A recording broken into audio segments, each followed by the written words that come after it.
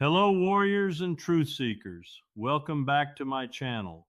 In just one single night, over 300 Pride of the Nation F-35 stealth fighters, the most advanced jets supplied by America, were completely wiped out of the sky by Iran. Tel Aviv has been turned into a raging sea of fire and ruins. Israel, once considered invincible, has suffered the most humiliating military defeat in modern history. For decades, Israel stood as the unchallenged air power in the Middle East, armed with America's most advanced fighter, the F-35 Lightning II, backed by U.S. technology, and considered nearly invisible to radar. These stealth jets formed the unbreakable backbone of Israeli supremacy. But on this dark day, that illusion was completely destroyed. In a shocking and overwhelming assault, Iran unleashed a massive saturation attack. Over 300 of Israel's prized F-35s, the cutting-edge fighters proudly supplied and supported by the United States, were systematically hunted down and shot out of the sky. What followed was apocalyptic. Waves of Iranian ballistic missiles and suicide drones slammed into Tel Aviv, turning Israel's vibrant capital into a raging sea of fire and ruins. In mere hours, the invincible Israel suffered a total catastrophic defeat, one of the most humiliating military disasters in modern history. This is the full story of Israel's complete collapse. Tension between Israel and Iran had been boiling beneath the surface. Israel, confident in its technological superiority, repeatedly launched covert strikes and airstrikes against Iranian nuclear facilities and proxy forces across the region. Backed by the United States, the Israeli Air Force boasted one of the world's most formidable fleets, over 300 advanced F-35 stealth fighters, supported by multi-layered air defense systems, including the Iron Dome, David Sling, and Arrow 3. Tel Aviv believed its qualitative military edge made it virtually untouchable. Meanwhile, Iran had been patiently preparing for exactly this moment. Rather than matching Israel jet for jet, Tehran invested heavily in asymmetric warfare. It developed one of the largest ballistic missile arsenals in the world, thousands of long-range precision-guided rockets, and massive fleets of low-cost suicide drones. Iranian engineers built dense, overlapping air defense networks combining Russian S-300, 400 systems with domestically produced radars and interceptors. Hidden underground launch sites, mobile platforms, and coordinated swarm tactics were perfected over years. Iran was ready to turn the skies over the Middle East into a deadly kill zone. The stage was set for an unprecedented confrontation. The moment of reckoning finally arrived under the cover of darkness. Without any formal declaration of war, Iran executed its long-planned Operation True Promise 2, a massive saturation strike designed to overwhelm and paralyze Israel's entire defense architecture in a single devastating wave. At precisely 2:06 local time, the skies over western Iran lit up as thousands of ballistic missiles roared out of underground silos and mobile launchers. Simultaneously, hundreds of Shahed 136 suicide drones and advanced Mohajer drones swarmed from multiple directions, flying low and fast toward Israeli airspace. This was not a conventional attack. It was a calculated flood of firepower, a barrage so dense that no air defense system on Earth could fully intercept it. Iran's strategy was brutally simple yet terrifyingly effective: saturate, confuse, and destroy. The first wave consisted of older, cheaper ballistic missiles acting as decoys to trigger Israel's early warning radars and exhaust its interceptor stockpiles. Behind them came the real killers, precision-guided Fateh, 313 and Sejil missiles equipped with maneuverable re-entry vehicles and electronic warfare jamming pods. Russians supplied S-300 and S-400 systems, combined with Iran's indigenous Bavar 373, created layered air defense umbrellas that protected the launch sites while actively hunting Israeli aircraft. Within minutes, Israel's Iron Dome, David's Sling, and Arrow, three systems were pushed beyond their limits. The sky filled with hundreds of incoming tracks. Interceptors launched in desperate salvos, lighting up the night like fireworks, but many missiles still slipped through the cracks. As the drone swarms approached, Israeli fighter jets scrambled into the air, dozens of F-35s racing to engage the incoming threats. That was exactly what Iran had anticipated. Hidden among the drone flocks were advanced anti-aircraft missiles and loitering munitions specifically designed to target high-value stealth aircraft. Iranian ground-based radars, enhanced by real-time satellite data and over-the-horizon sensors, began locking onto the F-35s. One by one, the pride of the Israeli Air Force started falling. Sophisticated electronic warfare jammed their sensors, while hypersonic glide vehicles and swarm tactics made interception nearly impossible. In the first critical hour, the Israeli Air Force lost more than 120 F-35 SANs, an unprecedented rate of attrition never seen in modern aerial warfare. The once invisible stealth fighters were being systematically hunted down in their own backyard. As the missile barrage continued relentlessly, major Israeli cities came under direct fire. The sheer volume of the attack rendered coordinated defense impossible. Command centers struggled to process the overwhelming data. Communication lines were disrupted. Panic began to spread through the chain of command. This was only the beginning. The surprise attack had achieved its primary objective, shattering Israel's aura of invincibility and forcing its sophisticated, expensive defense systems into a state of total overload. The gates of hell had been opened, and the full fury of Iran's asymmetric warfare doctrine was now pouring through. As the first waves of Iranian missiles and drones streaked across the night sky, Israeli air bases erupted into frantic activity. Alarms blared across Nevatim, Tel Aviv, and Ramon. Pilots sprinted to their aircraft. Ground crews worked desperately to launch the crown jewels of the Israeli Air Force. Within minutes, over 300 F-35 Lightning II stealth fighters, the most advanced combat aircraft ever built, roared into the skies, their sleek, radar-evading silhouettes cutting through the darkness. Tel Aviv's war planners still believed technology would prevail. These fifth-generation fighters, heavily upgraded with Israeli avionics and backed by American intelligence, were supposed to dominate any battlefield. Their pilots, among the best trained in the world, climbed rapidly to engage the incoming threats, confident they could dismantle Iran's attack before it reached Israeli cities. They were wrong. Iran had spent years studying every weakness of the F-35. As the Israeli jets formed up into combat air patrols, a nightmare unfolded. Iranian electronic warfare systems, integrated with Russian and domestic jamming technology, flooded the electromagnetic spectrum. The F-35 SAN's vaunted sensor fusion began glitching under the intense barrage of noise. What was designed to be invisible suddenly became detectable. From hidden mountain positions and mobile launchers deep inside Iran, advanced long-range surface-to-air missiles, upgraded S-400 variants, and the indigenous Bavar 373 locked on. These systems had been specifically calibrated using data from previous regional conflicts and extensive simulations against stealth technology.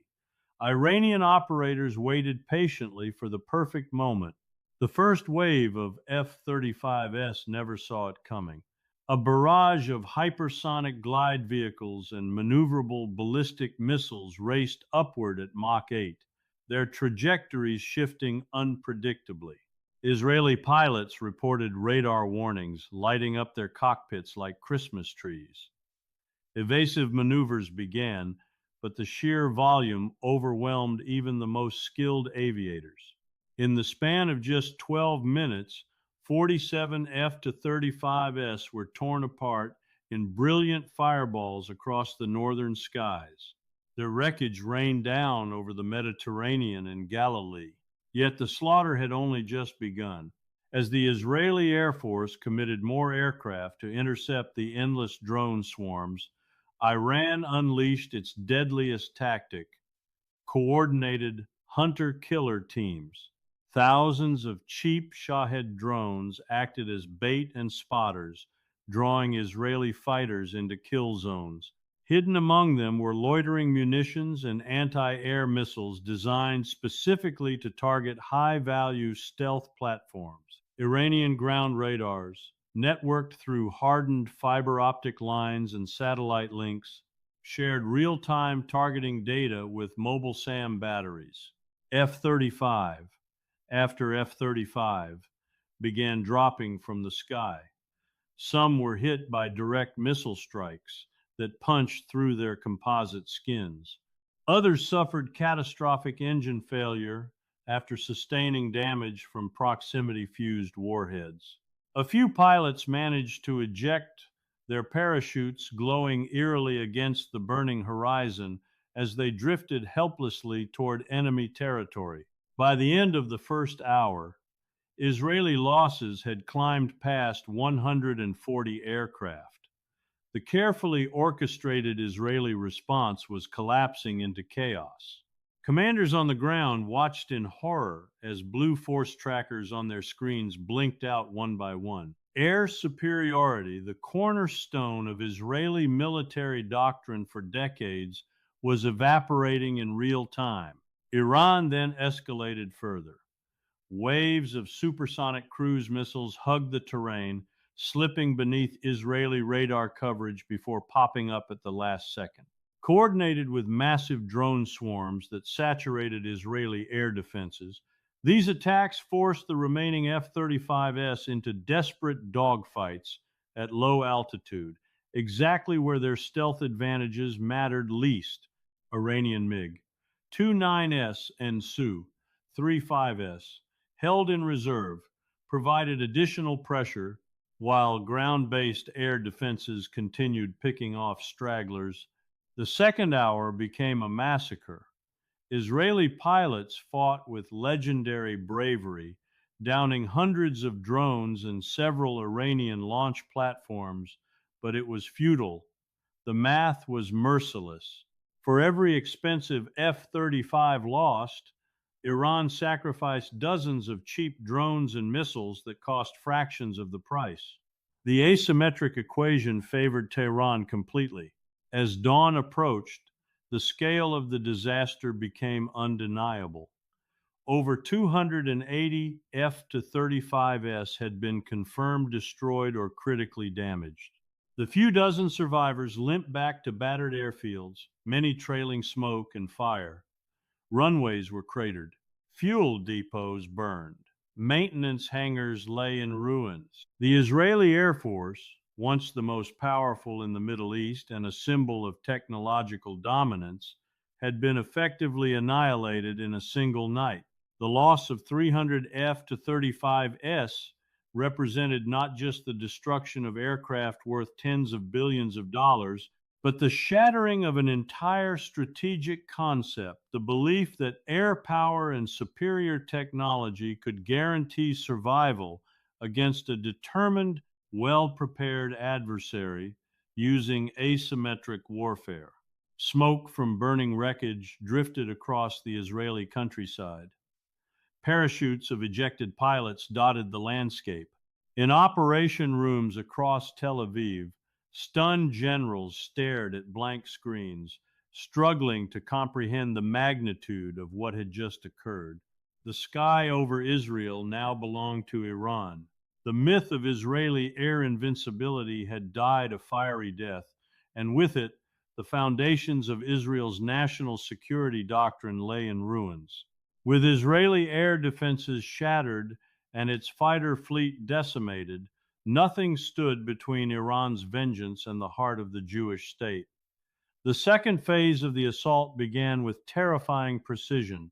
Hundreds of heavy ballistic missiles, Fateh 110, Zulfiqar, and Sejil variants descended through the atmosphere at hypersonic speeds, their warheads separating into multiple independently targeted re-entry vehicles. The remaining Israeli interceptors were quickly exhausted. The sky above central Israel turned into a deadly meteor shower of fire and steel. Tel Aviv, Israel's glittering economic and cultural capital, took the brunt of the fury. At 04:45 local time, the first warheads slammed into the city. The Azrieli Center skyscrapers, once symbols of Israeli innovation, erupted in massive fireballs as precision strikes tore through their upper floors. Glass and concrete rained down onto Dizengoff Street, burying cars and pedestrians in a storm of debris. The iconic Rothschild Boulevard, lined with cafes and Bauhaus architecture, was transformed into a blazing inferno within minutes. Wave after wave followed. Port of Tel Aviv was obliterated as cruise missiles struck fuel storage tanks, sending black columns of smoke thousands of feet into the sky. Ben Gurion International Airport, a vital lifeline, suffered catastrophic damage. Runways were cratered, terminal buildings collapsed, and dozens of civilian aircraft burned on the tarmac. The Ayalon Highway, Israel's main traffic artery, became a graveyard of twisted metal as missiles targeted bridges and overpasses, trapping thousands in gridlocked vehicles. The human cost was unimaginable. In residential neighborhoods like Ramat Gan and Bnei Brak, apartment blocks were directly hit, entire families buried under rubble, hospitals overflowed instantly. Ichilov Medical Center, one of the country's largest, was struck by a near miss that shattered windows across its wards, forcing doctors to operate by flashlight amid wailing sirens. Power substations exploded in brilliant blue arcs, plunging half the city into darkness while fires raged unchecked. Haifa, Israel's northern industrial hub, fared no better. Iranian missiles targeted the petrochemical complexes at the Haifa Bay, triggering secondary explosions that lit up the Mediterranean coast for miles. Thick, toxic smoke mixed with burning oil created a hellish, toxic cloud that drifted over residential areas. The naval base, home to Israel's submarine fleet, was rocked by multiple impacts, with flames consuming docked vessels and fuel depots. Further south, Jerusalem was not spared. Although religious sites were largely avoided in the initial barrage, strategic government buildings in the Kiryat military complex and the Supreme Court area sustained heavy damage. Explosions echoed through the ancient streets of the old city, shattering centuries-old stone and sending panic through crowds of residents and pilgrims seeking shelter in underground tunnels. The Nuclear Research Center at Dimona faced its most terrifying moment. Several missiles struck nearby facilities, causing fires and radiation alarms to trigger across the Negev desert. While no full meltdown occurred, the psychological impact of a potential nuclear disaster sent waves of fear across the entire nation. As dawn broke, Israel's major cities presented a vision of apocalypse. Tel Aviv's once proud skyline was silhouetted against walls of flame. Rescue teams from the Home Front Command fought desperately, but the sheer scale of the attack overwhelmed every system. Fire trucks were pinned down by falling debris. Ambulance crews navigated streets blocked by collapsed buildings and burning vehicles. Electricity, water, and communication networks collapsed across wide areas. Civilians huddled in bomb shelters, running out of oxygen and supplies, while others wandered the streets in shock, covered in dust and blood. Social media, before it went dark, flooded with horrifying images. Parents carrying injured children through burning neighborhoods, survivors pulling bodies from collapsed high rises, and desperate crowds trying to flee southward only to find major roads destroyed. The Israeli government declared a national state of emergency, but coordination had broken down. Prime Minister Netanyahu's bunker received fragmented reports of mounting casualties estimated in the thousands, with many more trapped under rubble. The fires in Tel Aviv burned so intensely that they created their own weather system firestorms that sucked in oxygen and spread flames to untouched districts. By midday, large parts of Israel's coastal plain had become a continuous zone of destruction stretching from Ashkelon in the south to Haifa in the north. This was no longer a limited conflict. Iran had delivered a blow that struck at the very foundations of Israeli society, its economy, its sense of security, and its belief in technological superiority. The flames consuming Tel Aviv and other cities represented far more than physical destruction. They symbolized the violent end of an era, the era when Israel could rely on air dominance and advanced defenses to keep its enemies at bay.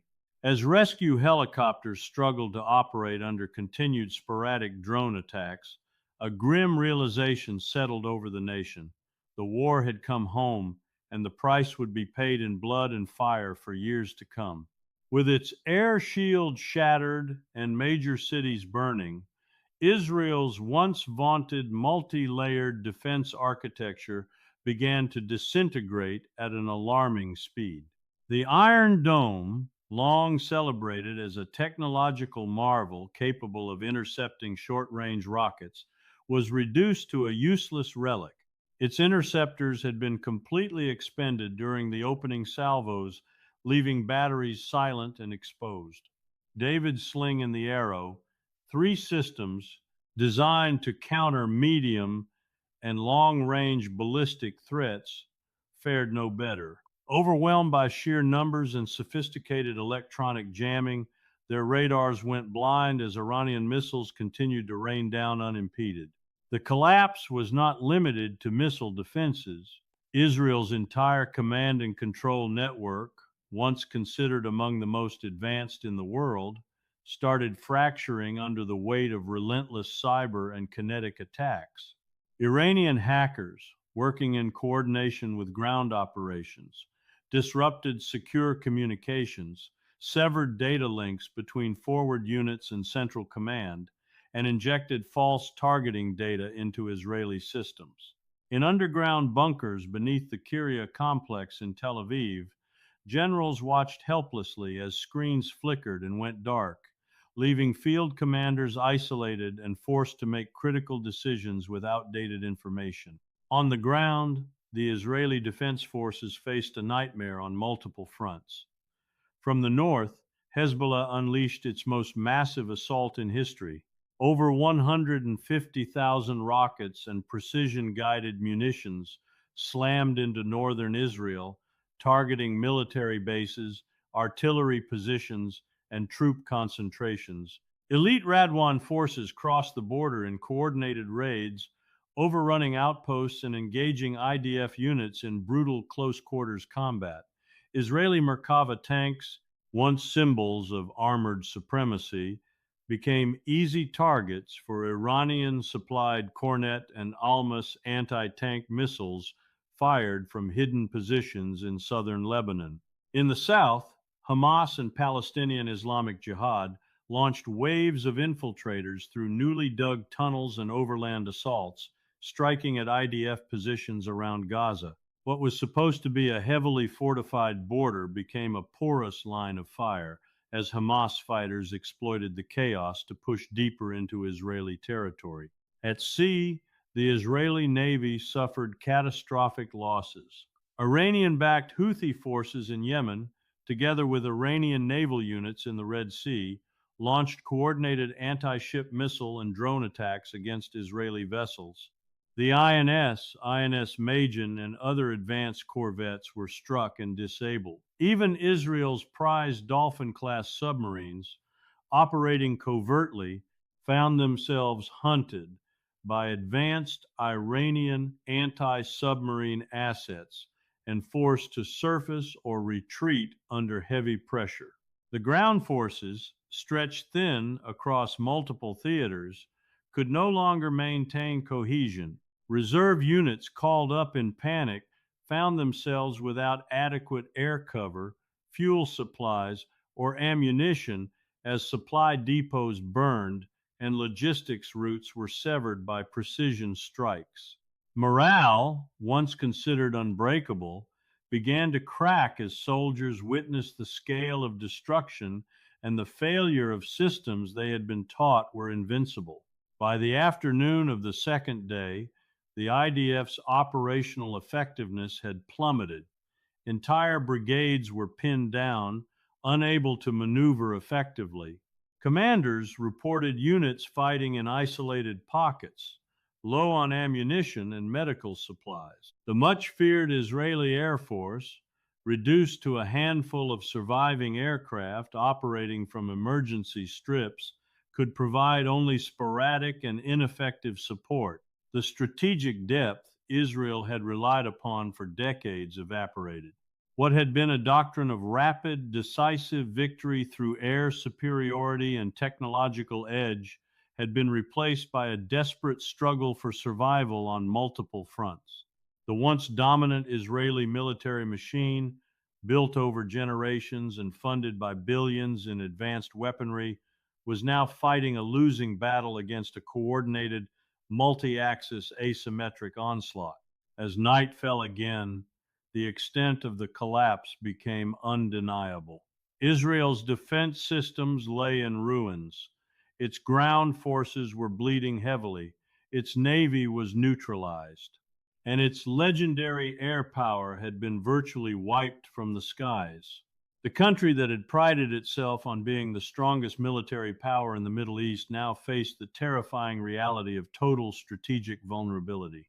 The fall of Israel's defense apparatus was not merely a military setback. It was the systematic dismantling of an entire national security concept that had defined the state for more than 7 decades. As the scale of the military catastrophe became undeniable, Israel's political leadership plunged into an unprecedented crisis. Deep beneath the Kiryat complex, in the heavily fortified emergency bunker known as the Pit, Prime Minister Benjamin Netanyahu sat surrounded by stunned generals and cabinet ministers. The man who had built his career on promises of ironclad security and military dominance now faced the greatest failure in the nation's history. Initial reports painted a picture of total strategic collapse.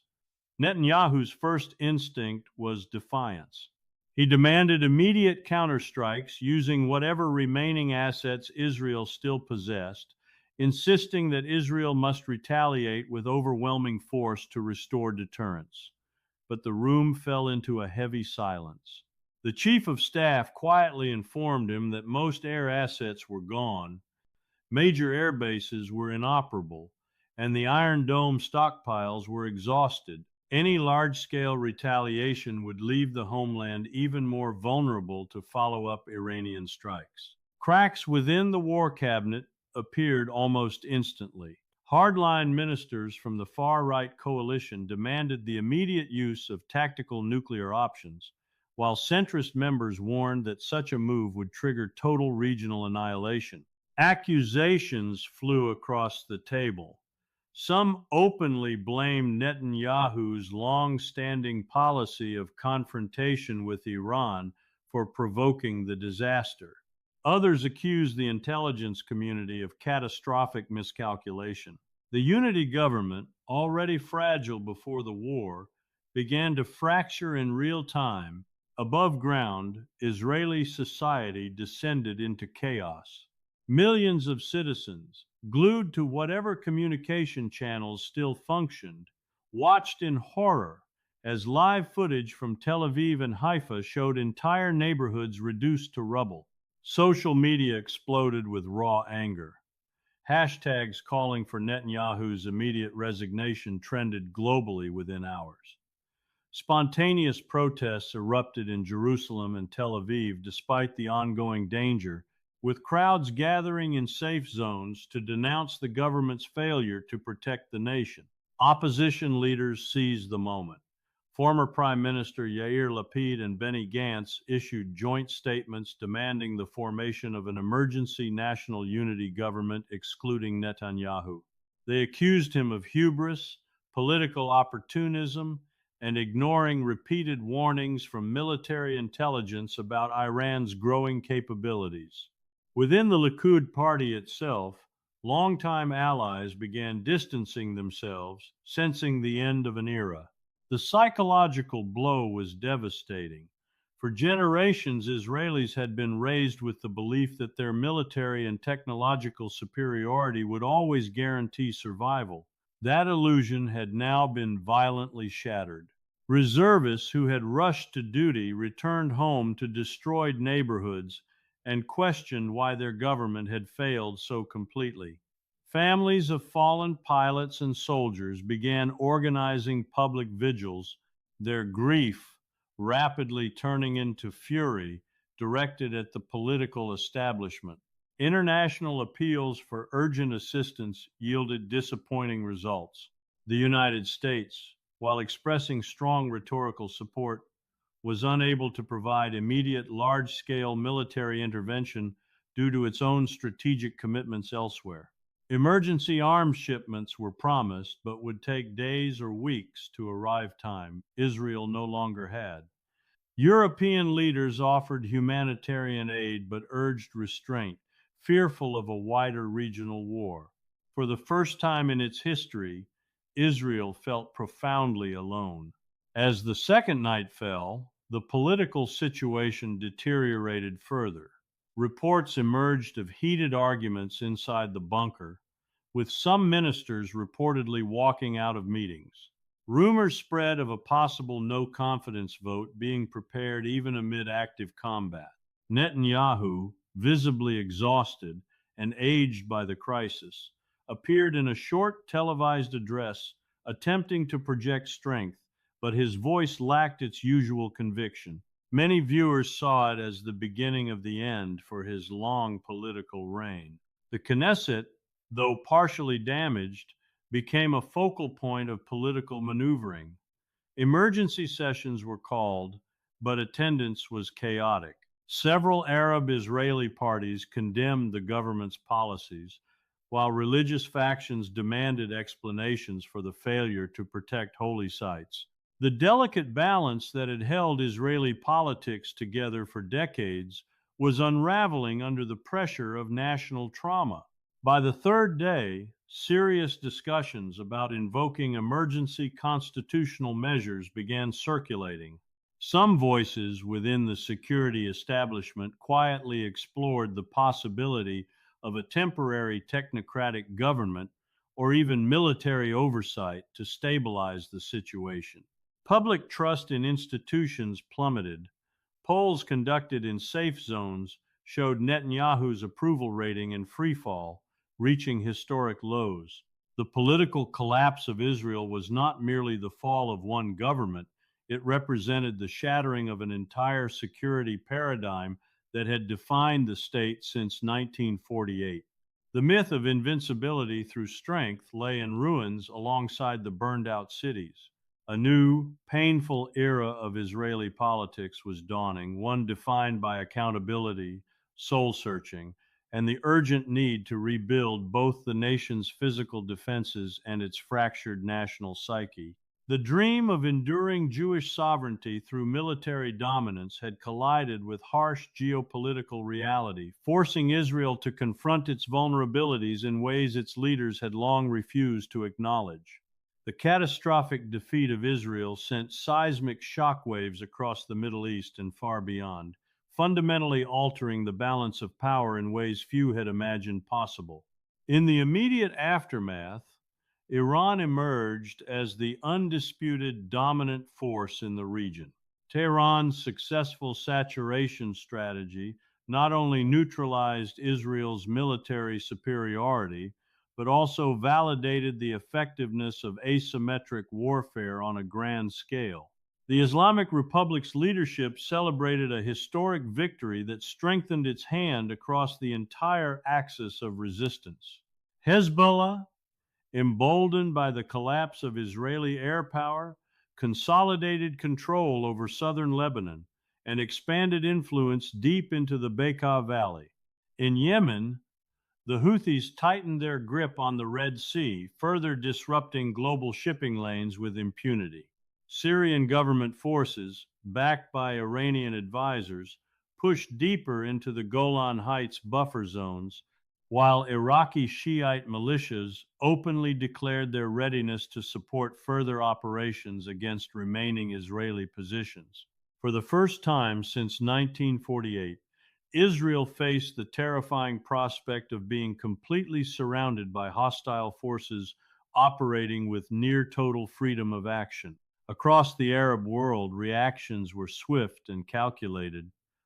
Gulf monarchies that had quietly normalized relations with Israel under the Abraham Accords now faced domestic pressure and strategic dilemmas. Saudi Arabia and the UAE, once eager partners in containing Iran, began distancing themselves rapidly. Riyadh quietly suspended all joint military projects and opened back-channel communications with Tehran. The United Arab Emirates announced the immediate evacuation of its diplomatic personnel from Tel Aviv and froze billions in planned investments. Egypt and Jordan, bound by peace treaties, maintained formal neutrality but refused any requests for logistical support or airspace access for Israeli or American operations. The psychological impact on the broader Arab street was profound. What had long been viewed as an invincible outpost of Western power in the heart of the Muslim world had been humbled in a matter of days. Public celebrations erupted in cities from Baghdad to Beirut to Sana'a, while even moderate voices in Amman and Cairo expressed open admiration for Iran's military achievement. The narrative of Israeli invincibility, once a cornerstone of regional politics, lay in tatters. On the global stage, the consequences unfolded with alarming speed. Oil prices surged dramatically as traders panicked over potential disruptions in the Strait of Hormuz and renewed instability across the energy-rich Gulf. Brent crude spiked above $180 per barrel within 48 hours, triggering immediate shocks in global markets. European economies, already strained by previous energy crises, faced the prospect of renewed inflation and industrial shutdowns. Asian importers, particularly China and India, scrambled to secure alternative supplies through emergency deals with Russia and Iran. The United States found itself in an extraordinarily difficult position. Washington's closest ally in the Middle East had suffered a devastating blow, yet America's own military resources were stretched thin by simultaneous commitments elsewhere. Attempts to rush emergency aid packages faced logistical nightmares due to destroyed Israeli airfields and hostile airspace. The Biden administration's successors were forced into a humiliating public recalibration of U.S. strategy in the region, with influential voices in Congress openly questioning the wisdom of continued unconditional support for Israel. Financial markets reacted with extreme volatility. Stock exchanges in Tel Aviv remained closed indefinitely, while global defense stocks swung wildly. Technology companies with heavy exposure to Israeli innovation hubs reported massive losses as research facilities lay damaged and key talent began contemplating emigration. The shekel collapsed against major currencies, and Israel's credit rating was downgraded multiple notches in a single week. Perhaps most significantly, the conflict accelerated the ongoing shift toward a multipolar world order. China and Russia moved quickly to fill the emerging vacuum. Beijing offered reconstruction packages and diplomatic mediation, while Moscow strengthened military cooperation with Iran and its partners. The BRICS bloc gained new momentum as several Arab and North African nations expressed interest in deeper integration, seeing it as a counterweight to traditional Western dominance. Long term, the defeat forced a painful rethinking of military doctrines worldwide.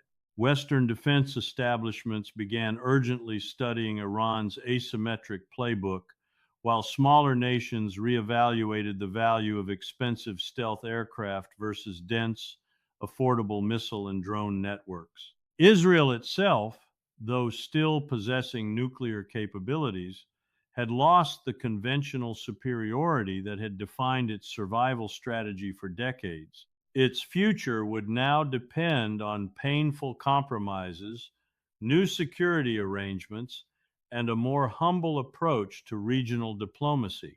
The fall of Israel's military preeminence marked the end of an era in the Middle East, the era of unchallenged Western backed technological dominance. A new, more fluid and unpredictable regional order was emerging, one defined by shifting alliances, hybrid warfare, and the rising power of determined middle powers willing to challenge the old hierarchy. The fires in Tel Aviv may eventually be extinguished, but the geopolitical flames ignited in those fateful hours will continue reshaping our world for generations to come. The smoke still rises over the ruins of Tel Aviv and the shattered remains of what was once the most advanced air force in the Middle East. In a matter of days, Israel, a nation long regarded as militarily invincible, suffered a total and humiliating defeat. 300 F-35 stealth fighters, the pinnacle of American and Israeli engineering, lie burned across the desert and sea. Its multi-layered defense systems collapsed under the weight of sheer numbers and cunning strategy. Its cities bear the scars of unprecedented destruction, and its political establishment stands exposed, fractured, and broken. This was not merely a military loss. It was the violent death of an entire strategic doctrine, the belief that superior technology, unlimited American support, and overwhelming air power could forever guarantee the survival and dominance of a small nation surrounded by adversaries. Iran, through patience, innovation in asymmetric warfare, and the ruthless application of saturation tactics, has rewritten the rules of conflict in the 21st century. What expensive stealth jets and billion-dollar missile shields could not achieve, thousands of drones, ballistic missiles, and coordinated resistance have accomplished. The implications stretch far beyond the borders of Israel and Iran. The Middle East of tomorrow will be unrecognizable.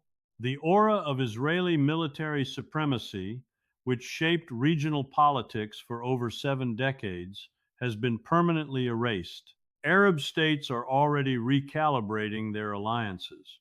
The axis of resistance has gained unprecedented momentum, while traditional Western influence faces its most serious challenge since the end of the Cold War. Nations that once relied on Israeli power as a strategic anchor are now quietly seeking new arrangements with Tehran, Ankara, and Moscow. For the United States, this defeat represents more than the loss of a key ally. It marks the limits of its ability to project power through technology and military hardware alone.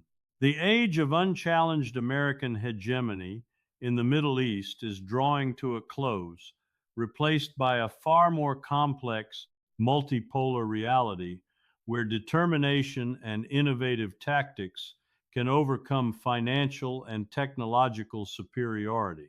This conflict delivers a sobering lesson to every military planner on Earth. No defense system is impenetrable when faced with overwhelming volume, creative asymmetry, and total commitment. Expensive platforms and sophisticated software are useless if they cannot survive the first hours of a determined barrage. The future of warfare belongs not only to those who possess the most advanced weapons, but to those who best understand geography, psychology, economics, and the willingness to endure. Israel will survive.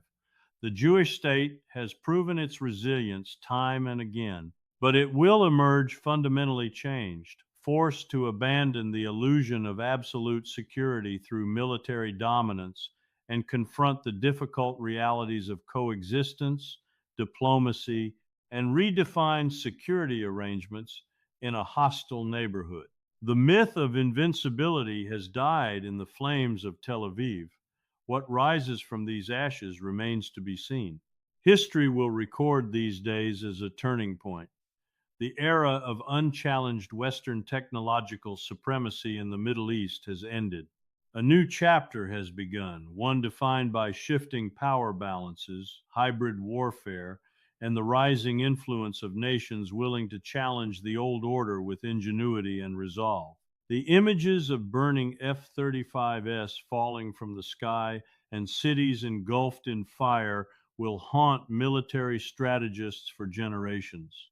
They serve as a stark reminder that in the brutal arena of geopolitics, no nation is truly untouchable and no advantage lasts forever. The Middle East has spoken.